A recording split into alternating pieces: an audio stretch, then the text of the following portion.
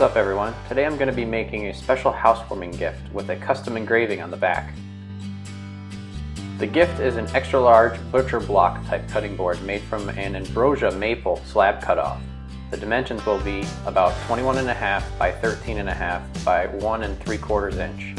And we're going to add some finger holes to help pick it up.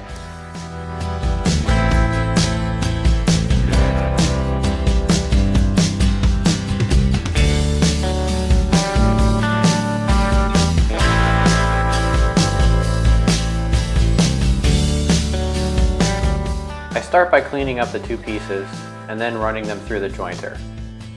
The pieces are a little twisted, but the glue joint comes out looking okay.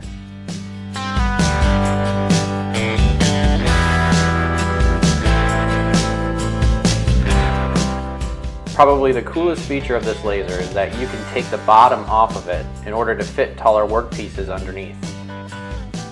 In the stock configuration, I can only engrave items up to about 1 1/4 inches thick.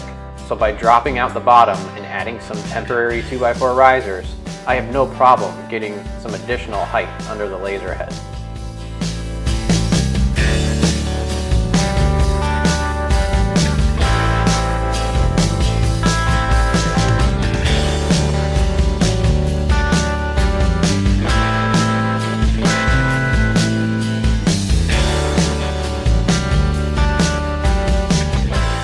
Getting this girthy board in there definitely took some finesse. The engraving requested is of a caricature submitted by email, so I wanted to provide a little background on how I prepared it for engraving. I'm going to be using GIMP, Inkscape, and the Retina Engraved 3 softwares. I first used GIMP to set the brightness and contrast of the photo, and then I flip it to grayscale. And lastly, I adjust the curves. Watch the lenses of the drawing and you can see how all of the black in the drawing darkens and becomes deeper. This will be great for engraving.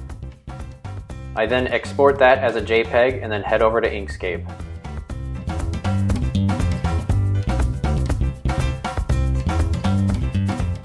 Here I'm going to resize by holding down Control and dragging so that it keeps the same aspect and doesn't become distorted.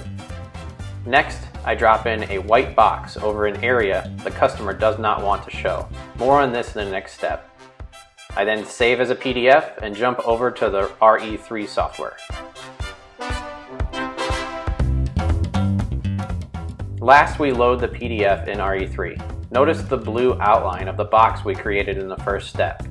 Since this file was loaded in with both the raster, which is the engraving file, and the vector, the cutting file, I need to turn off the vector completely so that the laser doesn't perform this step. Done so by hitting the I button in the left-hand column. Some minor alignment is then completed, and we trace the workspace to make sure it is within the desired bounds. Finally, I set it to 500 dpi, my power to 100, and my speed to 60, which will leave a nice deep engraving. And then it's time to hit the start button.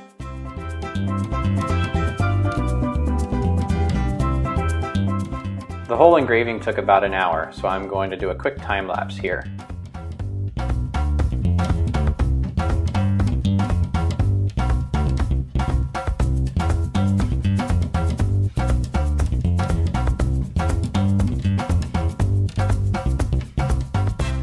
After a couple coats of mineral oil, we add some board butter, and just like that, this board is done.